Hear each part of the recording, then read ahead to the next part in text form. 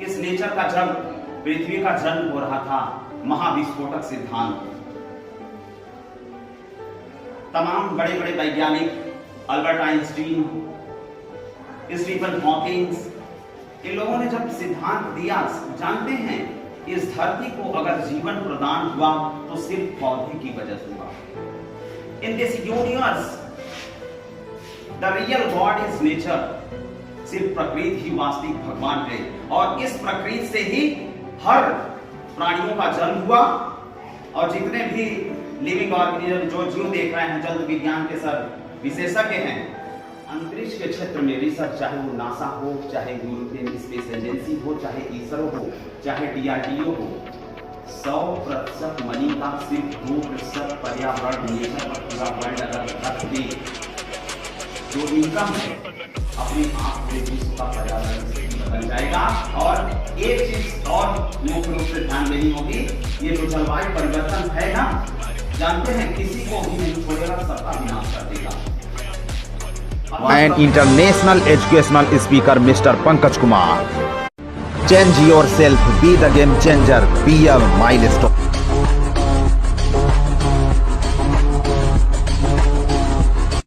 परोवेति गण नाम लघुचेत साम उदार चरिता नाम तु वसुधैव कुटुंबकम। उच्च चरित्र वाले लोगों के लिए यह समस्त धरती ही परिवार है। आज जनपद के एक ऐतिहासिक विद्यालय परिसर डॉक्टर श्यामा प्रसाद मुखर्जी राजकीय महाविद्यालय में मेरा युवा भारत भदोही उत्तर प्रदेश युवा कार्यक्रम एवं खेल मंत्रालय भारत सरकार द्वारा एक पेड़ मां के नाम पर जो है कार्यक्रम आयोजित किया गया है। इस महाविद्यालय परिवार के मुख्य संरक्षणकर्ता प्रधानाचार्य आदरणीय डॉक्टर माया मैम जी और राष्ट्रीय सेवा योजना की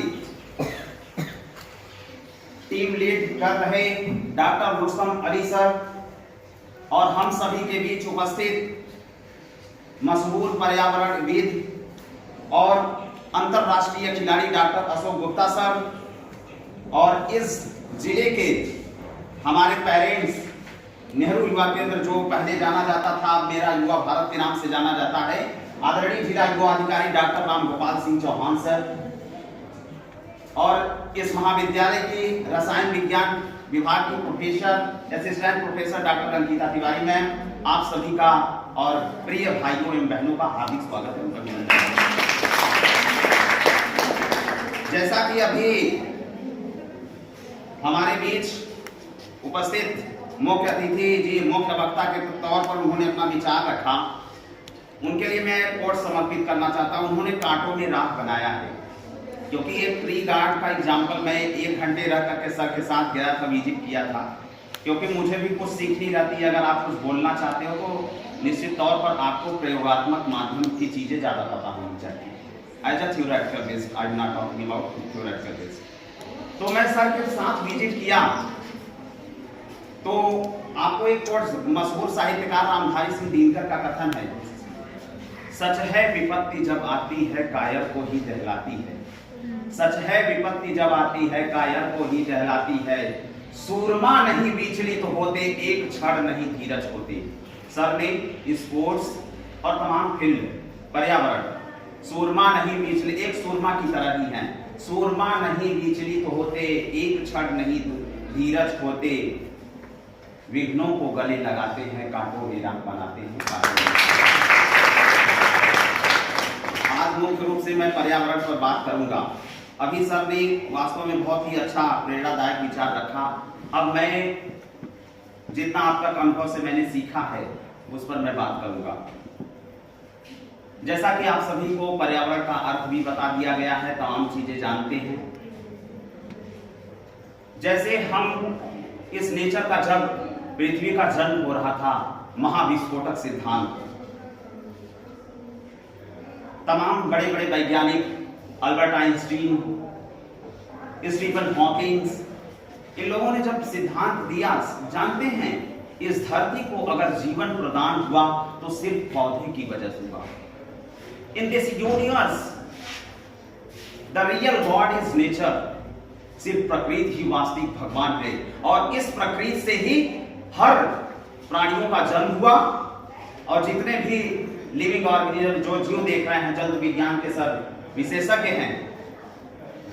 और आज का जो दौर है, यूनाइटेड नेशन एनवायरमेंट प्रोग्राम, जो यूनाइटेड नेशन पर्यावरण कार्यक्रम है, उसकी रिपोर्ट कहती है कि जब इस पृथ्वी का ओरिजिन हुआ था, जब यहाँ मानव आबादी नहीं थी, तो कार्बन डाइऑक्साइड की मात्रा बहुत कम थी, और आज कुछ दशक पहले 220 ppm था। इतनी तेजी से कार्बन डाइऑक्साइड 440 ppm जिस दिन क्रॉस करेगा, पानी की तरह 100 डिग्री सेल्सियस से जैसे आप उबलते हैं, उस तरीके से आपकी त्वचा उबल जाएगी। लोगों ने आज देखिए, हिंदुस्तान के जो पर्वतीय क्षेत्र है, लोगों ने पर्वतों को काट काट करके नंगा कर दिया है।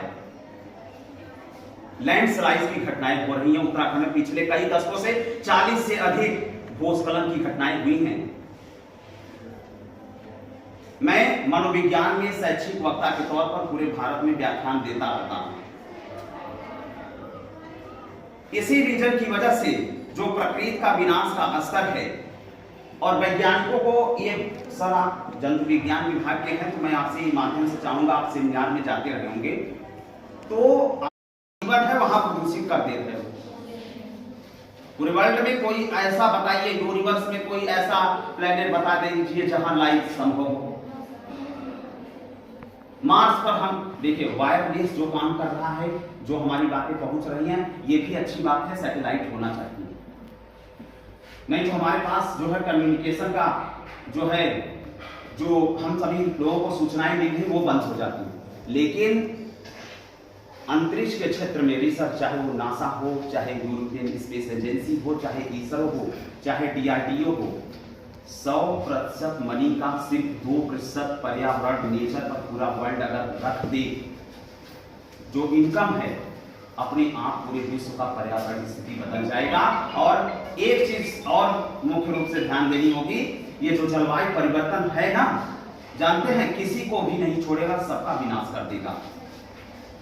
अभी सब ने पूरा एकदम आप सभी को पूरा सारगर्भित रूप से डिटेल्स में बताया। 1 मिनट के लिए आप सभी की नाक को बंद कर दिया जाए, आपकी डेथ हो जाएगी। मैं दिल्ली में गया था, अभी हाल में मेरा व्याख्यान था पर्यावरण कार्यक्रम से संबंधित। जी सर, गणेश श्री फाउंडेशन का नाम आप सुने होंगे, जो लोग व्यक्तिगत जानते होंगे। तो सुबह का समय में उठा, वहां का वायु गुणवत्ता सूचकांक इतना गंदा हो गया है ना कि आप सांस नहीं ले सकते। और सबसे बड़ा क्या कारण है? पर्यावरण की क्षति। आप दूसरा एक परिवार नियोजन की बात कर लेता हूं। जानते हैं, अगर एक बच्चा जन्म लेता है, अगर आप 3000 पेड़ भी लगाते हो, नुकसान। अब सर ने कहा आवश्यकता नहीं है, मजबूरी है। आगे 20 वर्षों में सभी लोगों ने बर्बाद कर दिया धरती को। ये बहुत सोचने की बात है। जब आप चेतना के स्तर पर जाओगे, सोचने की कोशिश करोगे, तभी समझ पाओगे। सिर्फ 20 वर्ष की बात कर रहा हूं मैं, आप देखिएगा जो है ऐसा होगा कि टेम्परेचर 3 से 4 डिग्री सेल्सियस ऊपर जाएगा, और आप ऐसे सड़कों पर चलते हुए ऐसे कपड़े को फाड़ देंगे। पूरी मानवता की आबादी इससे इफेक्ट होने वाली है। और पर्यावरण को बचाने का एक ही माध्यम है। सर ने जैसा कहा कि पौधे सिर्फ ज्यादा से ज्यादा लगाएं ना, बल्कि संरक्षण करें। इसी पर मशहूर साहित्यकार अदम गोंडुली का कथन है, तुम्हारी फाइलों में गांव का मौसम गुलाबी है। इसकी भयावहता का एहसास द्वितीय विश्व युद्ध के दौरान आपने देखा। 6 अगस्त 1945, 9 अगस्त 1945 जापान के हिरोशिमा और नागासाकी में पूरा का पूरा पर्यावरण ध्वस्त।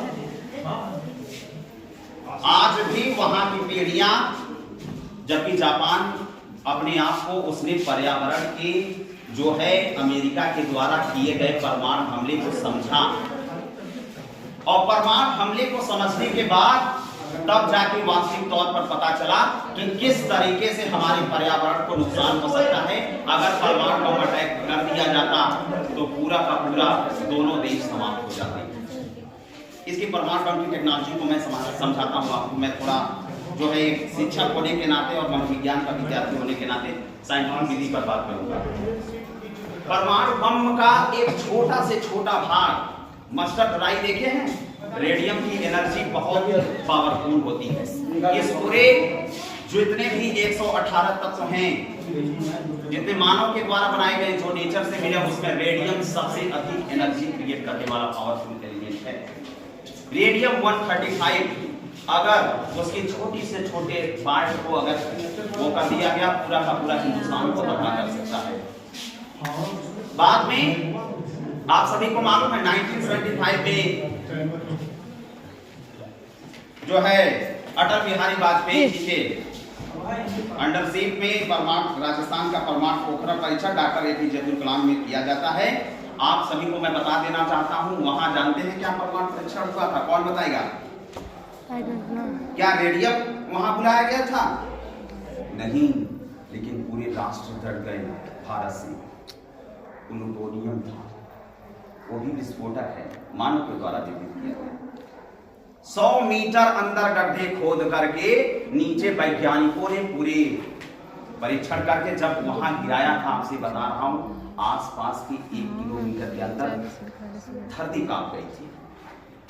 पूरे तब पर भी पूरे राष्ट्र, हमारा देश परमाणु शक्ति संपन्न राष्ट्र है, परीक्षण किया तो प्लूटोनियम किया और एटम बम में रेडियम का यूज नहीं किया गया था। और सारे देश मिसाइलों का परीक्षण कर रहे हैं, तमाम चीजों का परीक्षण कर रहे हैं, प्रदूषण कर रहे हैं। भारत ने कभी भी जलवायु परिवर्तन के क्षेत्र में उतना ज्यादा नुकसान नहीं किया था। लेकिन एक चीज जानिए, जो पर्यावरण का हानि है, आप पंजाब में अभी हाल में देख लीजिए, इससे भी बुरी दशा होगी हर जगह की। क्या सोच रहे हैं, समतल क्षेत्रों में बाढ़ नहीं आएगी क्या? अंटार्कटिका की जो ग्लेशियर पिघल रही है, ग्लेशियर पिघलेगा, तेजी से समुद्र का जलस्तर बढ़ेगा और जो स्थल वाला एरिया है वो पूरा का पूरा डूब जाएगा। इसमें दिया है ऑक्सीजन प्रदान करना, ऑक्सीजन के ऊपर मैंने बात की, कार्बन को संग्रहित करना। ग्लोबल वार्मिंग में जितना ज्यादा कार्बन डाइऑक्साइड बढ़ेगा उतना ज्यादा इफेक्ट करेगा। और दूसरा, जलवायु नियंत्रण, क्लाइमेट चेंज पर अब मैंने बता ही दिया। मिट्टी के कटाव को रोकना, पौधे के अलावा मिट्टी का कटाव कोई भी नहीं रोक सकता। आप रोक पाएंगे क्या? बड़े बड़े डैम, जहां किसी भी प्रकार की नेचुरल डिजास्टर आया, प्राकृतिक आपदा बड़े बड़े डैम को तोड़ देती है। प्रकृति से ताकतवर कोई नहीं। तो मिट्टी का कटाव रोकना है तो पर्वतों पर जो है वनों की अंधाधुंध कटाई को रोकना होगा। और हम सभी को मिलकर के, चाहे पर्वत क्षेत्रों नहीं, मैदानी क्षेत्रों की भी बात कर रहा हूं। आपने देखा होगा कुछ ऐसे क्षेत्र हैं जहां बहुत मृदा का कटाव, गंगा का क्षेत्र, अभी हाल में तमाम अधिकारी वहां जाके विजिट किए हैं। वायु गुणवत्ता को सुधारना, आप अपने आसपास रहते हैं, आप सभी को मैं बता देना चाहता हूं, पहले मेरे यहाँ पेड़ नहीं थे सर, आप सभी के द्वारा दिए गए मार्गदर्शन से ही वर्तमान में मेरे यहाँ 90 पेड़ से अधिक और खुद बड़े हैं, फल दे रहे हैं और खुद हमने लगाया है उसको, और मेरे भाई साहब और मेरे माता पिता सभी ने मिल करके उपयोग किया। और वास्तव में उस पूरे गांव का लगभग आधा ऑक्सीजन कवर सिर्फ मेरा घर करता है। तो इस तरीके से आप भी कार्य करें और पर्यावरण को संरक्षण होने से बचाएं आने वाली पीढ़ियां, ताकि हमें कोसे ना।